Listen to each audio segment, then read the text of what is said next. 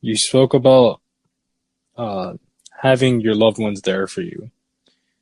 I want to get into the subject of mental health and other cultures, specifically our own cultures and how they deal with mental health. Well, I'm not going to be speaking for every, African American family or, any African American just, I guess, I don't know, gathering and whatnot. I can kind of only Mm, speak on how my family and kind of those in my social unit that's from my race kind of treats it. Um, when it comes to mental health, I mean, one thing I've noticed in my culture is kind of that whole we don't speak up on it, and then sometimes we even notice that there is a problem, but we don't speak up on it. We kind of like to push it down. We like to just wait until we believe that it's going to get better, but sometimes it doesn't.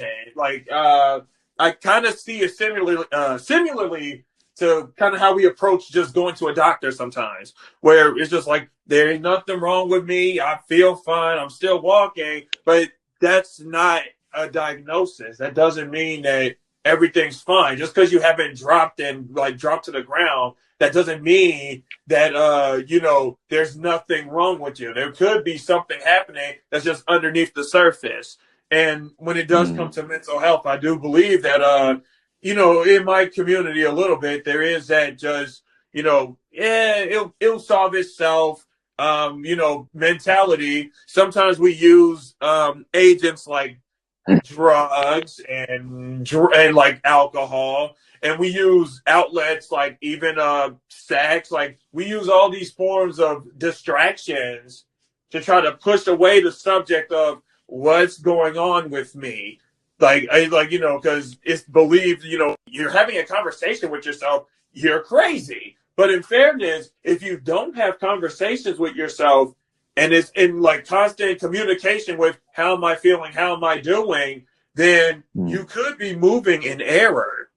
And a lot of it too. Because unfortunately, one little issue that does come up is when when an issue starts manifesting itself from the inside out, that's when the whole, why didn't you speak up on it? Or, some people even throw their hands up. It's like, it's too late. There's nothing we can do.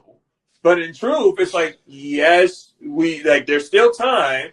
I believe there's still time. But in all honesty, maybe we wouldn't have to go down this avenue if we actually just was upfront with it. There's like the statement that most people hear, especially for the lines of depression or having suicidal thoughts, that whole it's okay to not be okay. It is such a simple statement, but it does take a lot of humility and it does take a lot of courage to admit I'm not Mm. okay. I can be smiling on the outside. I can have the appearance that I have it together, but in truth, I'm not doing as well as you probably think I do. And unfortunately, we live in a world that people just they sometimes do like to diagnose things off of just, well, he looks happy. The profile picture they put up, they look happy. And it's like, but that picture was taken in a moment in time that is probably long since gone now, and it's just at the convenience of whatever it is that was going on. That might not be enough to diagnose how they've really been feeling for like the past several years. And we can't be missing these cues. We can't be missing these cues. So that's just how it is a little bit in my culture. It's definitely a lot of just, we won't speak on it. And then once things start showing up, Mm. that's when you want to kind of take action. But we do need to be more forthcoming. We need to be more open. We need to be more, if there is something going on, let me know. Let us know, you know.